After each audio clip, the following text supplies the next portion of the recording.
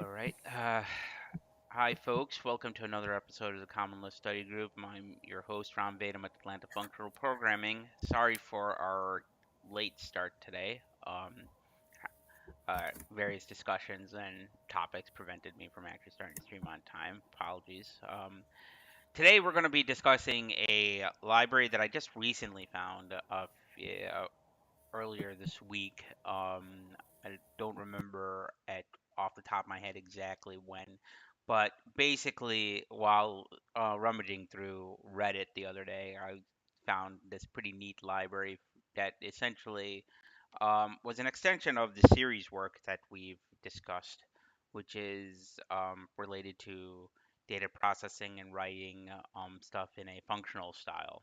And it being, the functional programming meetup, I thought it would be a good topic also to discuss since, many of our FP oriented friends on the Steam would probably find this of interest.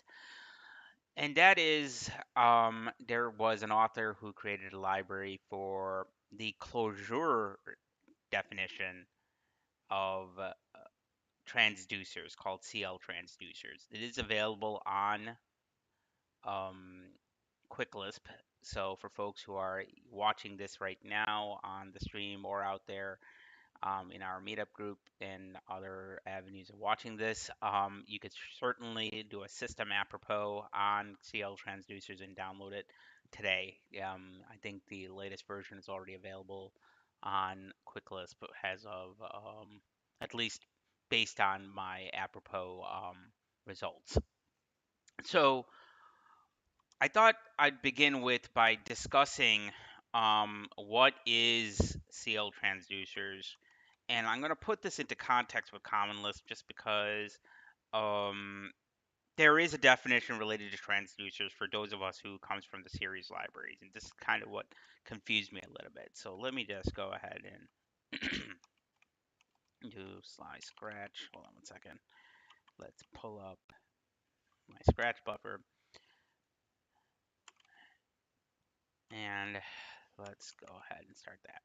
So in series, if you recall, we had things like, well, there were various things that was related to series that we've discussed, but there were generators out there, generators and gatherers, which actually were a separate set of APIs for creating uh, lazy evaluated and or lazy collected um, collections that actually had extensions as part of the series library as well. The series also had this notion called scanners that allowed you to wrap a collection and or even a stream and be able to create uh, a series data structure that then can be passed into various series transformations and ultimately get collected by something called a collector that is considered to be most likely like a sink that you can then collect your results and be able to actually display them and or pass them to other things.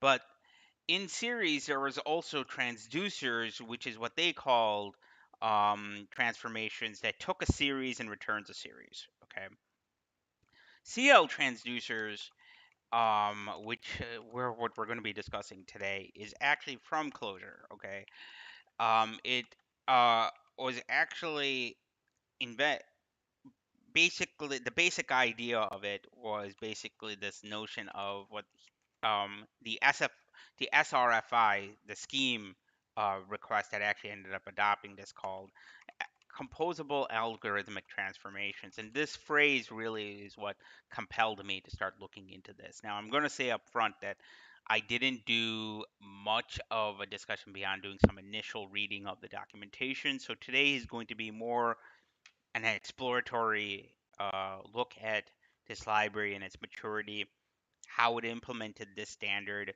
probably looking at the SRFI actual proposal that implemented this in Scheme, and even the examples that are in Clojure and see how we can adopt it into Common Lisp time permitting. Obviously, we're gonna, since we started late, I really will probably end up giving you some introduction today, and then over the coming weeks, we can actually go and take a look at other more specific things that are inside of this library.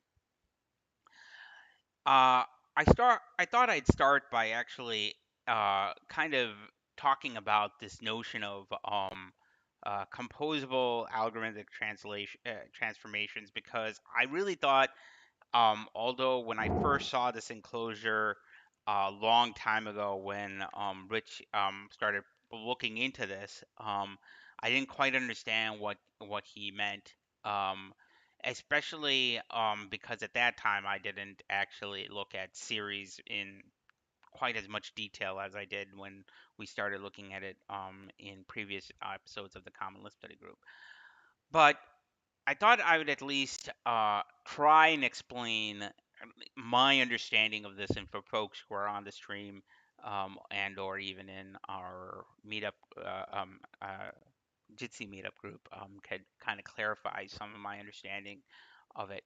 But basically, this notion of transducers is they are context independent, meaning they don't necessarily depend on um, types of the source information and or the destination of where things are going to be written to.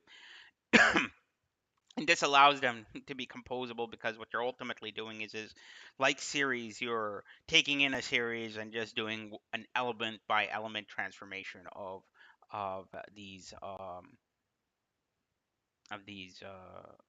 collections. Okay. Now, I'm using collections in a generic sense, but really it's any source or data source that provides you one or more pieces of data. All right. Or technically datum, because it's a singular element of the plural data. Um, so this could be your standard collection data structures, lists, sequences, vectors inside Common Lisp, hash tables, and so forth. It could be a stream. So whether that be a file stream that you actually opened up, or a socket stream that you are using usocket, or even a character stream that you may have created, or a user-defined stream that you could provide by using the standard subclasses of stream classes inside Common Lisp. Um, all in all, these are basically these abstractions for creating data sources that could provide you one or more pieces of information. And what transducers does is allows you to do this kind of element by element transformation in a compositional way, meaning that it could wait as you are composing your transformations, and until it hits like a sync or whatever, to actually go in and uh, execute the so-called algorithm, which is the one or more sets of transformations that you set up in this pipeline to actually go in and uh, literally run your program and get what the so-called output for your collection transformation. Okay. Now, there's some terminology from Clojure that I'm going to kind of introduce here, and then I'm going to go into the CL GitHub uh, library that I thought would be important here to discuss. Um, and that is, and mainly this is because of the fact that you, since they are using and trying to implement the the Clojure definition of transducers. Having the Clojure definitions up front, the terminologies associated in Clojure, will give us some idea on what we're going to be dealing with when we use CL transducers in Common Lisp. Okay, I hope that makes sense for folks who are watching this. Okay, so the first thing that we're going to be talking about in terms of terminology, in terms of transducers, is what they call a reducing function. Okay, a reducing function, has the name indicates, reduces. That is, it's taking a collection. Okay, it's a function f that takes in a collection c and returns some sort of value. Okay, whether that value is a sub collection or a sub return, think of it, it's has literally reducing it down, the the number of elements down to some subset, which could be one, that for uh, this collection, and reduces it into the uh, value that you're trying to go with. The closure definition kind of provided this kind of uh, definition. So in closure, this is probably going to also have some sort of initial value because it is a reducing function. And in closure, if you look at the closure docs, it used something like this as being the function signature. You could think of this as being a function g that takes in whatever, which is your whatever is your data source, your input is, or your whatever is going to be your initial value, and your input is going to be your data source, and then it returns the data type of whatever. Okay. Naturally, types have to align. If we're coming from the Haskell world, you would end up recognizing this is going to be not just not at anything or an anything. If the types don't align, you'll end up having obviously runtime type check errors when you run this. Whether you're using Clojure, Common Lisp, or some other statically typed language, the signatures and their types have to basically match. Okay. Um, this reduction function is important because this accumulator is what ultimately would trigger the transformations, is my understanding. All right. I don't know if that's necessarily true, but this is my understanding on how this kind of stuff works, and I think it's important for us to know whether or not this is something like that or not. Okay. So, given this reducing function, what is then a transducer, right? A transducer, at least from the closure definition, is a lazy evaluated function. Okay, so this is our transducing function. Okay, and why do I say that it's a lazy evaluated function? Well, if you look at the closure docs again, going back to the closure docs, okay, from the closure docs, you can see that the function that they used is essentially something that is a function, a reducing function.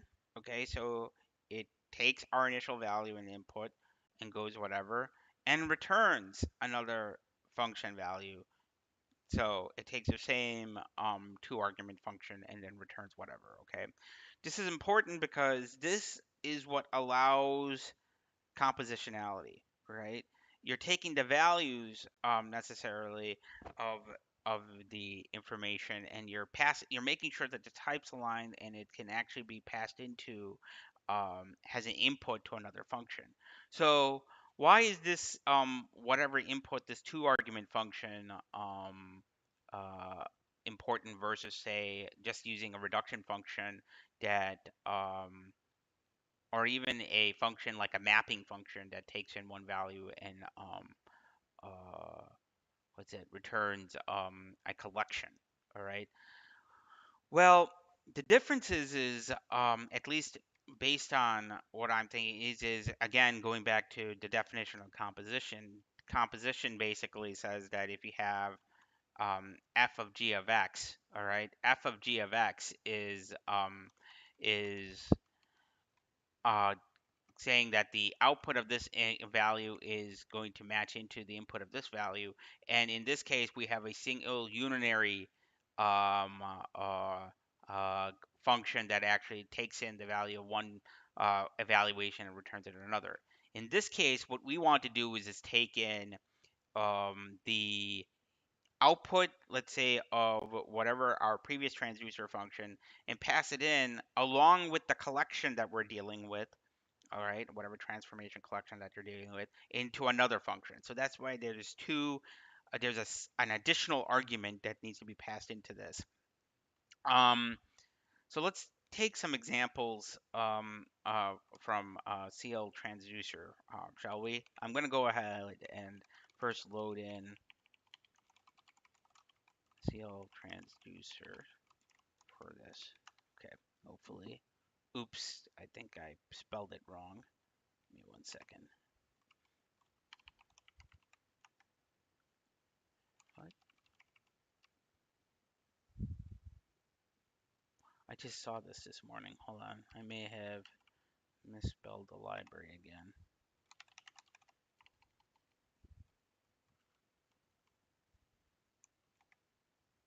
Oh, it's just called transducers instead of cl-transducers.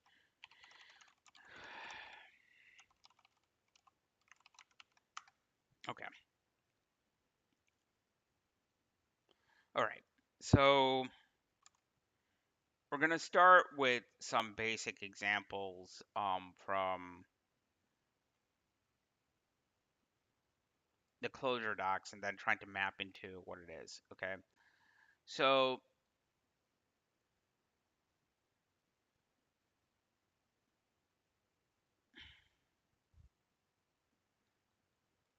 the main thing to note is anything that deals with the sequence function is in closure is already in an arity in that would ultimately be taking the same signature and can be used as a transducer. But in common Lisp, unfortunately, that's not true because with common Lisp, the signatures obviously vary in some cases. So we have to actually do something slightly different. We're going to actually end up having to use a transducers API of some of our common functions to get kind of the same behavior. Okay, so let's take an example of just, let's say that we take map. Okay, and let's say that I'm just doing 1 plus, and let's see what that returns. Okay, if you take some of the simple examples has map or even has filter. Okay, let's say that we do filter. Okay, and then we pass in, say, even p. You could see that in all these cases, what we're getting is actually a closure that returns us a function that takes in a reducing function that ultimately calls the map that we created, and only when we collect our transformations and invoke this using a reducing function will this actually trigger an evaluation. Okay, this is slightly different from series, only in the sense that in series what we're doing is we're writing a pipeline from source to sink. Okay, and then what series does is it compiles that transformation from source to sink efficiently because it determines what it calls online computations through static analysis, okay, of the function signatures using the data types that it figures out as part of the compilation process. And yes, for folks who are listening in, series at its heart is a static compiler for sequence processing. Okay, and that's a very important distinction from some of the transducers that you've may have encountered in Clojure. All right, and even in to an extent uh, in the SRFI proposal if you're using the Steam derivation of the transducers library. Um, and what series does is because it compiles this and it determines the online computations based on its signatures, it can actually go in and efficiently figure out how to do effectively loop elimination. It might unroll some loops. It might actually flatten some loops. It might actually end up doing some constant folding in some cases because it ends up realizing that what you're ultimately asking for is a true reduction, and it evaluates that some of that at compile time. How it does that is a function of the series compiler built into the series library. Here, what Clojure transducers does and what the cl-transducers library does, based on my understanding, is that it just does a runtime evaluation of all the computations that it collected as part of composition, which we're going to be talking about in a minute. And then it calls the reduction function with the transducer chain to ultimately give you the ultimate value that you will see. All right. So let's take one example of this without talking about composition for a minute. by using the map that we just saw earlier, okay? So again, to run these lazy evaluated functions, you have to actually put it around a transduce um, section, and then ultimately, if you want to compose, you have a composition, okay? And what transduce does is it takes the transform that we're providing, it takes uh, an f that is determining what is the ultimate output of the result of the computation, and then a data source, okay? So in our case, we're going to do transducers, transducers colon map. Let's say that we're just going to do an increment function.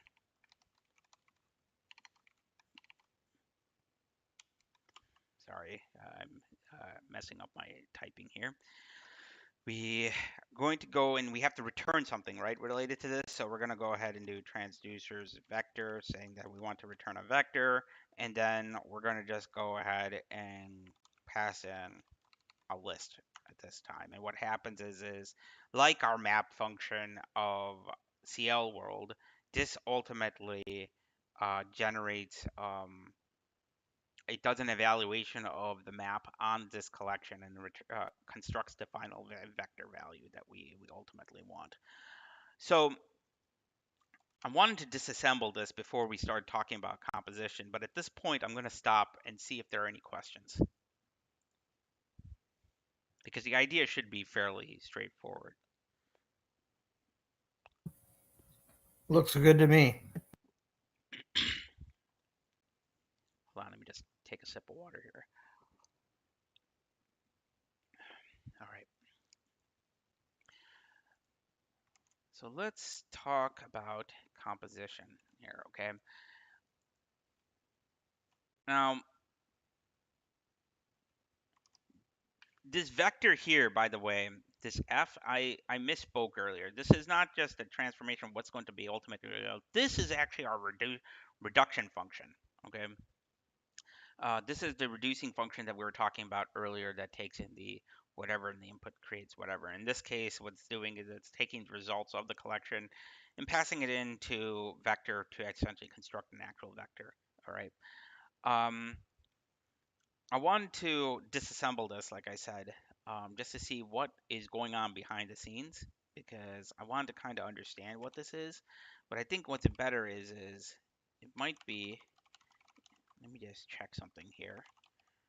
Transducers, transduce. I wanted to see if this is an actual function or not. Let's see what this is. Yeah, this is an actual function that does data processing. So this did not do any sort of macro evaluations. Um,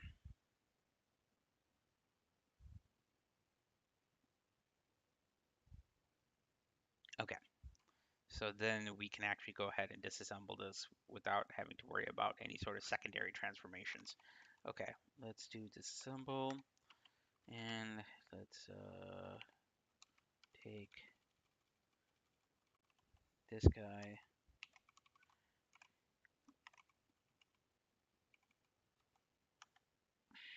Did I do this wrong? Hold on. Oh, right. I have to put this, I have to wrap this around a lambda.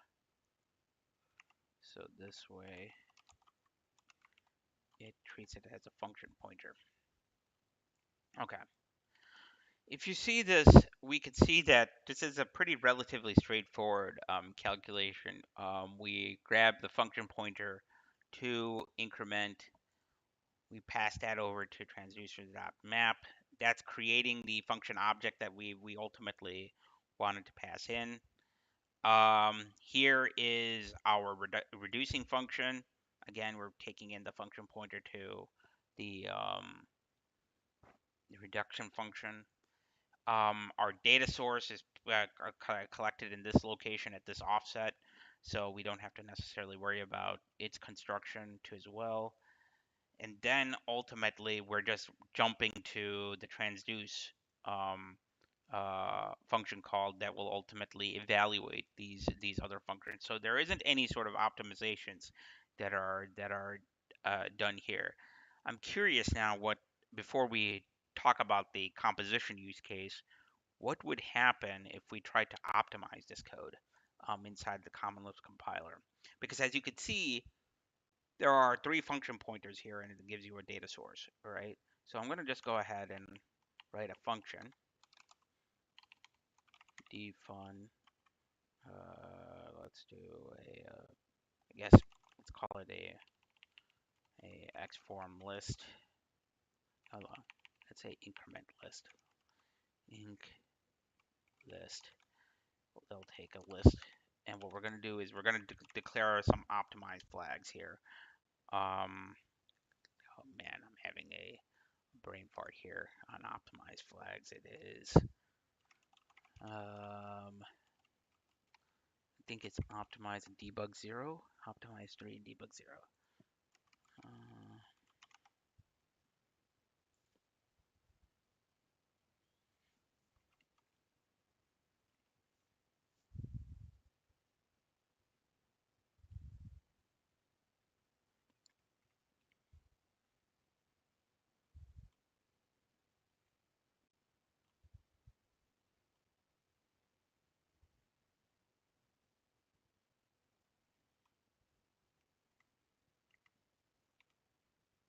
yeah, that's right. We do declare optimize speed 3, and let's just say safety 0, just to see what happens, and we can change this in different cases. Okay, so this is try to speed it up as much as you can, and we'll do transducers, um, transduce. Okay, and then we do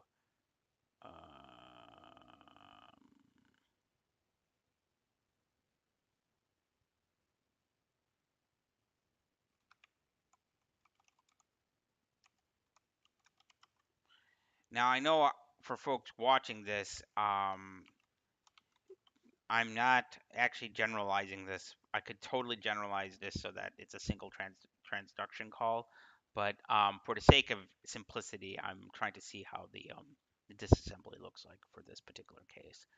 Um, and transducers vector. Just go ahead and put that there, and our list. Okay.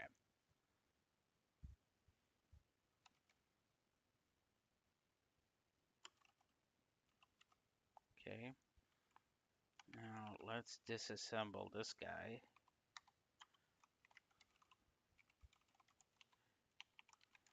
But first, let me clear my REPL so I can actually read through this. And let's run this. Okay. So from 86 bytes, we went down to 64 bytes by doing this. Let me see what happens when I pass in. Well, this shouldn't matter because whether I pass in an actual collection or not, it's not going to actually probably reduce anything. Because even if you provide it, you're essentially giving it a second argument anyway that's going to be passed into some location. So the additional work is going to be related to it actually being able to pass onto the stack the location of where the actual collection here is. In this case, what you're actually seeing is the heart of the the code, in which case because since the LST is actually already part of the stack frame, the main important pieces that you want to see is the fact that RDX, um, the call to map, as well as the call to transducer vectors are all appropriately put on the onto the new function stack frame before calling transduce, which is done at the last at F5. Okay, all right. So it's still, because it's still a pure function call and it's passing in the thing, there isn't much to optimize since we have to actually know what collection we have up front. Okay. Let me try one more thing here. I'm just kind of curious now. If we know of a fixed collection, what happens?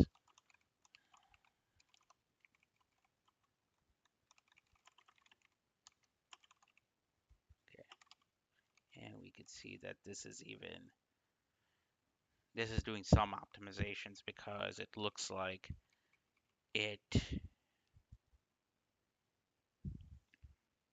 attempting to flatten some of the list that's passed over.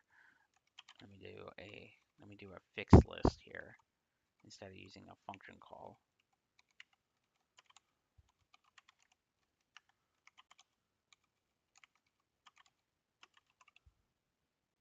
Ah, that's even better. With the fixed list, it drops down to essentially 30 bytes with the function call to increment list.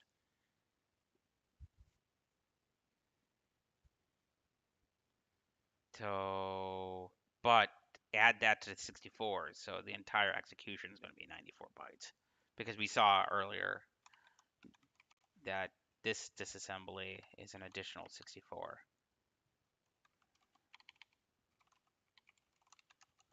and you have to include that too as well.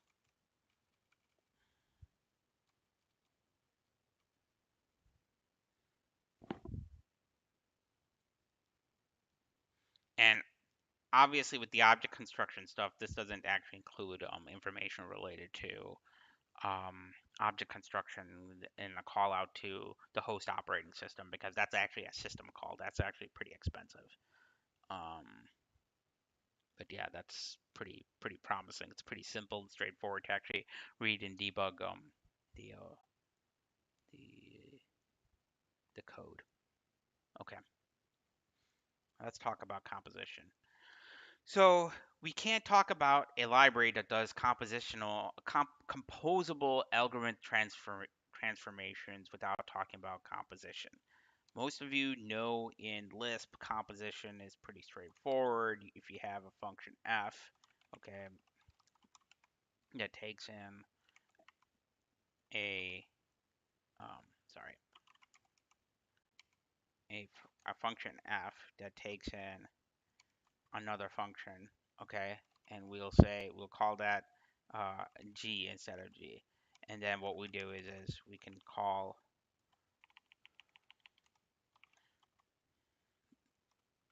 fun call g of x, okay. Um,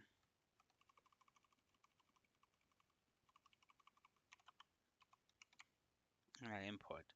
And this is just, I'm just writing the full lambda expression that you would normally see, okay? And this is passing in the function g of x. And you can see this is the result of us calling g on x, and then it's just being incremented. And what we do is we just say, lambda x 2x. And this is, so essentially it's going to double something and then increment it. We end up ultimately getting, oh, I forgot. I can't actually do multi-argument. This, the way I kind of did the lambda approach can only work with single arguments for folks who are wondering why I wrote it that way. You could do this and it totally works. But if you do multi-argument functions that essentially do currying, it doesn't look like it's actually working. I'm a little disappointed by that, but okay, that's fine. I can actually write the same thing here.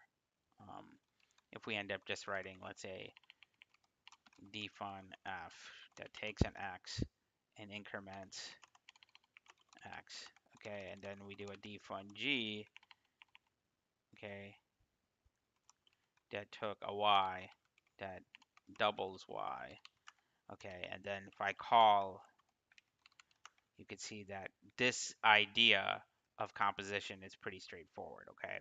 This is eager though, as most of you know, because of the fact that we first evaluate g, then we evaluate f. So although this does look like composition, what this ultimately is doing is actually sequential computation, okay? Composition is kind of waiting until you want to start an evaluation. So you keep building up your function through a series of function calls. And then when you see a data item that will trigger the evaluation, you could then start the evaluation. Okay, this should be nothing new for folks who have been on this channel, and for folks who are familiar with the idea of function composition. So how does the cl-transducers handle composition? Well, cl-transducers already has this notion of composition through what he calls the comp function. Okay, and because we've already talked about transduce, composition is nothing more than us passing, instead of this single call to a function like we did here with map, we're going to pass a composition of functions. Okay, so let's take, for example, something that essentially, this is going to be a contrived example. Okay, uh, finding the odds of a collection that has um, been incremented, okay, by 1. Okay, so we're only finding the odd values of functions that have been incremented. Okay, and let's say also that we're going to make this even better, finding the first 1,000 odds, okay, of a collection that has been incremented by 1. Okay, pretty straightforward, nothing major.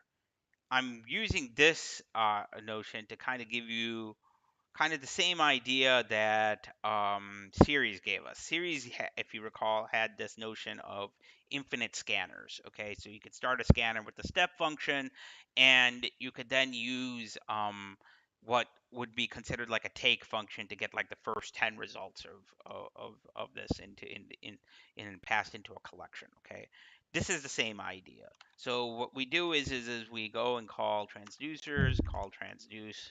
Okay, then here we have as uh, the transformation function, we have this comp, okay, that takes in a series of functions, okay, and what we'll do is transducers um, uh, we'll do uh,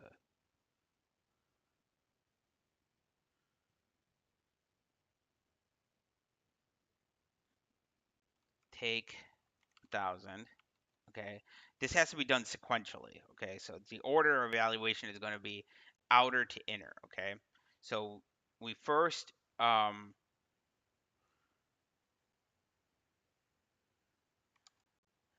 sorry, it will do inner to outer. So the first order is going to be actually um, filter on odd. Okay, so we grab all the odds. Okay,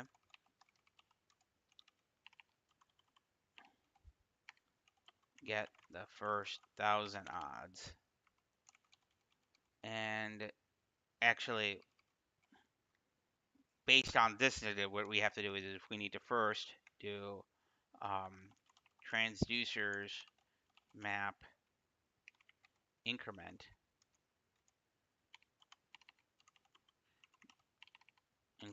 all the values, grab all the odds, and then take the first 1,000. Okay, so this is our transduction, and our reduction function is going to be again a vector. Okay, because we're not actually doing anything crazy for right now.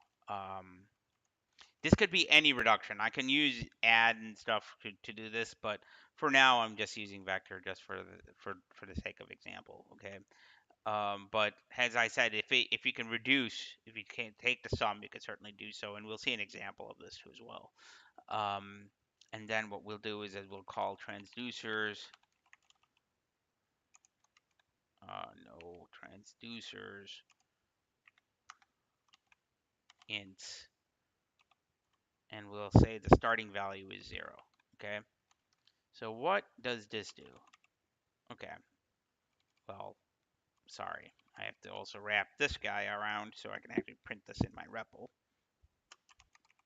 and say print. Okay, and okay, okay. So if we see here what we just did, it quickly evaluated this calculation. It grabbed all the increments and then it got the first thousand of these. Well, what if we wanted to actually get the sum of these? Okay. Well, nothing needs to change. Our reduction function just simply needs to say add, and we'll see that at the end we ended up getting a million. Okay. Show this again. This shows up. Okay. So we have a bunch of known infinite um, uh, functions. Okay. We have a bunch of typical transducers built into the cl-transducers library. We have the ability, we have a bunch of built-in reducers too as well, um, but we don't. It looks like the library itself allows you to also leverage the existing CL reduction functions, as you can see with our example with the addition to as well, to collect and run your transformations. So the idea is pretty simple.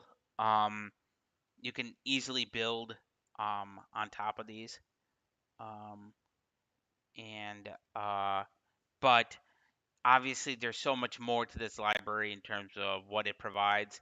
One of the nice things I read recently, and this is something I don't think we may have time for in the next 17 minutes, that's because I have to read through this particular section. It looks like they provide support for using the fset library of immutable collections to run transducers on, which is nice because now you could write stuff in a pure functional way whenever possible.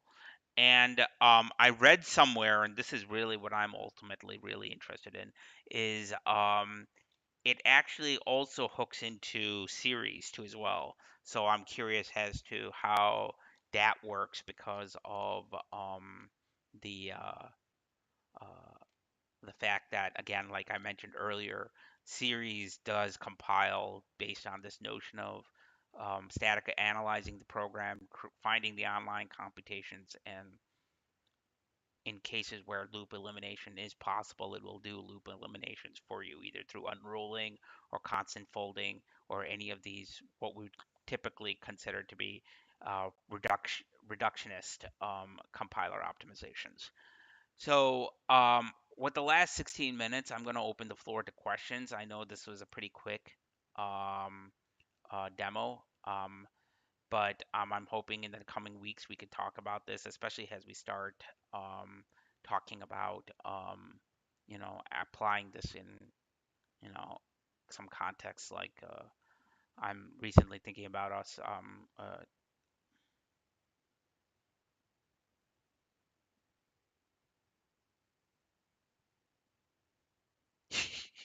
I got a nice little comment here. Yes.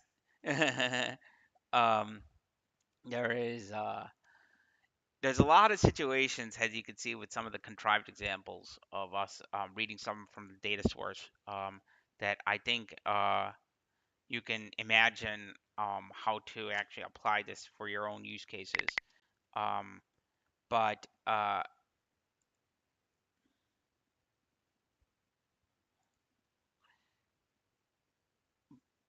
yes, sorry, I for folks on the Jitsi, I accidentally typed in, muted myself for a second there.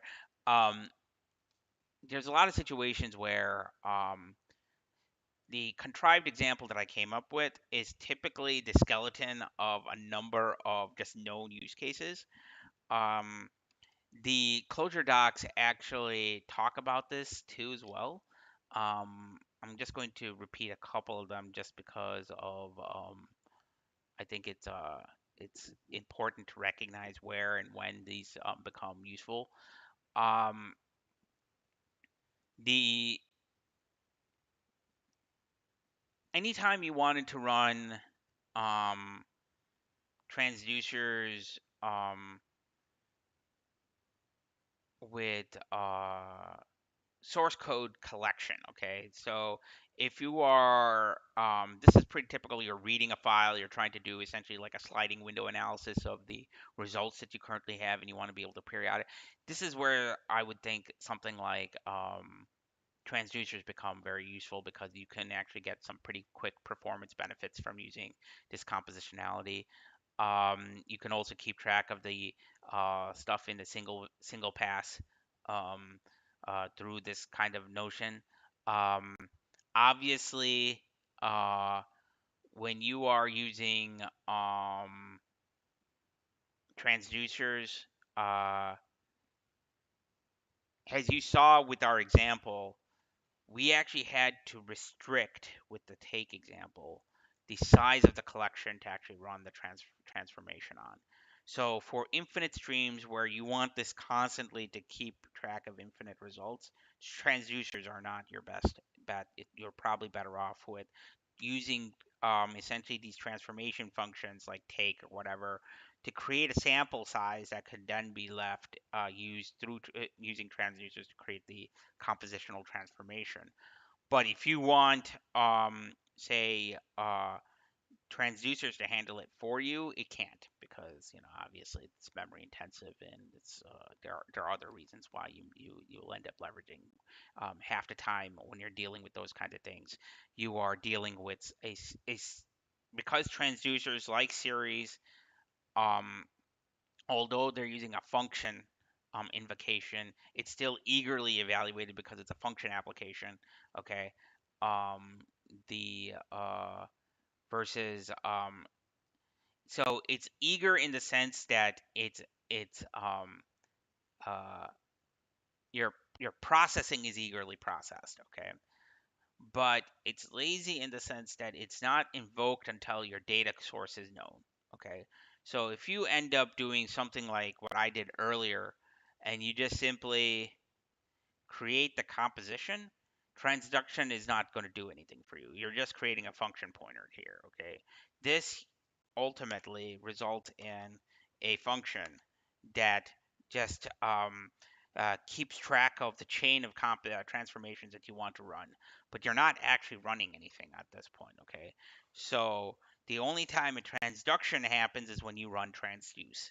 Okay, this is exactly like series in terms of its evaluation semantics in many cases, but the difference is how the transformations and how the source compilation is done. That's kind of the difference, and I encourage you to go and look at the um, disassembly between the two to really understand that. Next time, we're gonna go and continue looking at this library mainly through some of the utilities that it provides, some additional utilities that it provides, reading through sources and things like this. But additionally, some of the stuff that I was talking about related to series and FSET. Um, but on top of that, we might also start digging into some other AI related stuff depending on the time. Um, in the last 10 minutes, are there any questions? I'm good. Thank you. Thank you. Thanks, all of you, for Where joining me. where did you initially hear about the transducers in Clojure? What kicked off this exploration for you? So, so originally, I was on a Lisp on Reddit, right? That a couple of weeks ago, and apparently a new version of this library came out. I was like, wait, there's transducers in Clojure transducers in Common Lisp, and then I started looking into this, and it started talking about series and fset, and I was like, hold on one second, series has transducers. I kind of want to understand what the difference is between series as transducers, because if you look at the paper, the series paper that actually talks about the API, transducers is explicitly called out in that API, talking about transducers are this way that takes a series and returns a series. And it always bothered me that Rich Hickey, of all the different terms that he could have used, he used transducers for this because for folks who have seen um, series, it becomes a source of confusion because it is a slightly different approach in terms of transformations, although it's really an API difference now that I started digging into it. Because again, both this transducer use and the one that's in series are both eagerly evaluated. They're not there are no thunks that are created there. In many cases, I would say that the series API approach to dealing with this looks slightly cleaner, just based on what I've seen. But again, I So haven't experimented with this.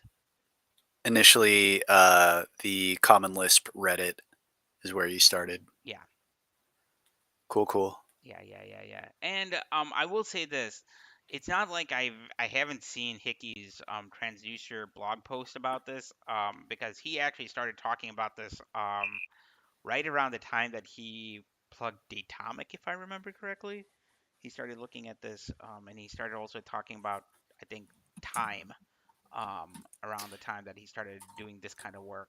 So um, Do you it's have the link to the paper? Sorry to. yeah, I'm gonna leave right at 12. So. I'm gonna show this to you. This is the one that it was from 2014 when he started talking about this. Oh, I meant the other paper that you were talking about, Oh, the series the paper. Oh, the series I'll paper. send it to Yeah. you. I'll send it to you offline. And for Oh, okay. folks who are on the live stream, I will certainly post it in the YouTube description, in case Description. for folks. Yeah. Before I let everybody go on the stream, please like and subscribe. I cannot reiterate this. And if folks who have ideas for new talks, post it in the comments. I read the comments all the time. I am already in work of dealing with a couple of libraries that folks want me to go and cover. Um, I will at some point create a schedule list on a website somewhere. I just haven't had the chance to do it yet. And I will post that too as well. But other than that, like or subscribe, post your topics. AFP is always looking for people who want to talk about FP or FP related topics or even data processing stuff. Whatever topics I'm on, Slack has Bugram. I'm on IRC has Bugram. I'm on the Lisp Discord server has Bugram. So you guys can contact me there, and post your ideas, and I'll get you scheduled. And so with that, I will leave.